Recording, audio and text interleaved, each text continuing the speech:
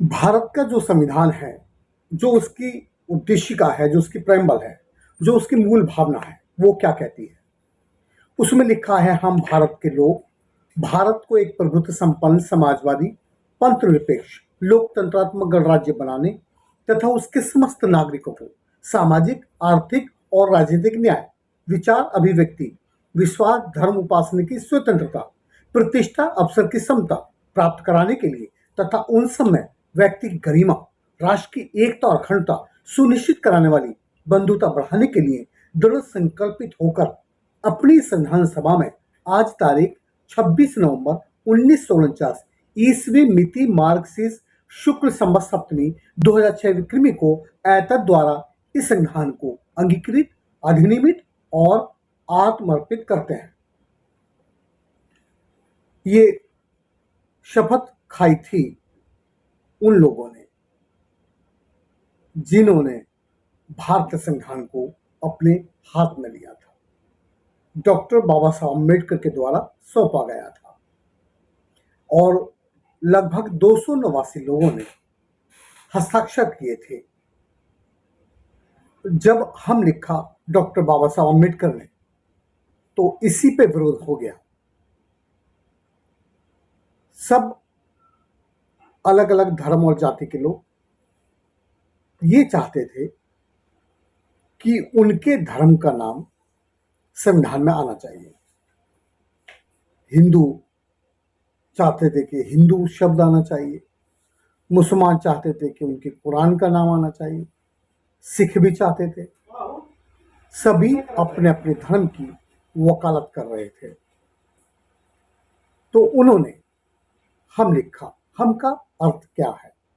हम मतलब सभी जाति, सभी धर्म, सभी संप्रदाय, सभी प्रांत, सभी राज्य के लोगों को कहा गया हम भारत के लोग भारत के एक मालिक बनकर जिम्मेदारी लेते हुए हम भारत को समाजवादी, पंथ निरपेक्ष, लोकतंत्रात्मक गणराज्य बनाएंगे, यानी कि जनता की सरकार, जनता के द्वारा, जनता के लिए। और ये करते हुए हम भारत के लोगों को सामाजिक, आर्थिक, राजनीतिक न्याय देंगे। कितना मिला? किस क्षेत्र में सामाजिक न्याय नहीं मिला, अभी आर्थिक न्याय नहीं मिला और राजनीतिक न्याय मिला, जिसका असर आप देखते हैं कि जो 5 साल नहीं कहीं दिखाई देता, जो 5 साल आकर ये नहीं पूछता आपसे कि आप किस हाल में हैं, वही व्यक्ति जब चुनाव आता है तो आपके घर पे खाना खाने आता है, आपके पैर पकड़ता है, आपके हाथ जोड़ता है, गिड़गिड़ाता है। ये राजनीतिक न्याय की बदौलत है। राजनीतिक न्याय नहीं मिलता तो इसी देश में, इसी देश के लोग हांसी पर थे, मजबूर थे रह रह कर जीने पर। उनके अपने घर नहीं थे, उनके अपने रास्ते भी नहीं थे, संपत्ति उन्हें रखने का अधिकार भी नहीं था, बोलने का अधिकार नहीं था, अपनी मर्जी से जीने का अधिकार नहीं था, मर्जी के सपने देखने का अधिकार नहीं था, शिक्षा का भी अधिकार नहीं था। लेकिन जब राजनीतिक न्याय मिला तो उनको भी राष्ट्र की मुख्य धारा में शामिल होने का अवसर प्राप्त हुआ। फिर संविधान की जो प्रेम्बल है वो कहती है कि 5 तरह से स्वतंत्रता प्रदान की जाती है देश के प्रत्येक नागरिक को। विचारों की अभिव्यक्ति है, विश्वास, धर्म उपासना की स्वतंत्रता है, आप किसी को भी माने, ये आपका अपना विश्वास है, इसकी स्वतंत्रता है। और पूजा पाठ की स्वतंत्रता है, गुरुवाणी का पाठ पढ़ने की स्वतंत्रता है, नमाज की स्वतंत्रता है, बुद्ध वंदना करने की स्वतंत्रता है, जीसस की प्रे करने की स्वतंत्रता है, ये संविधान देता है। और प्रतिष्ठा, अवसर की समता की वकालत करता है संविधान, व्यक्ति की गरिमा की वकालत करता है संविधान, राष्ट्र की एकता और अखंडता सुनिश्चित कराने वाली, यानी कि जहां राष्ट्र एक रहता हो, एक सूत्र में बनता हो, जहां ये सुनिश्चित होता हो ऐसा भाईचारा कायम करने के लिए हम सभी ये सब देने के लिए दृढ़ संकल्प करते हैं और इस संविधान को अंगीकृत, अधिनियमित और आत्मर्पित करते हैं। हम इसको धारण करते हैं, आत्मा से धारण करते हैं। संविधान को जिन लोगों ने धारण किया उनकी नीयत में खोट रहा। अगर ये नीयत का खोट नहीं होता तो देश में जो अभी आप माहौल देख रहे हैं, जो देश बंट रहा है धर्म जाति के आधार पर, ये नहीं बंट रहा होता। शपथ तो संविधान की खाते हैं और आचरण ठीक उसके उल्टा करते हैं।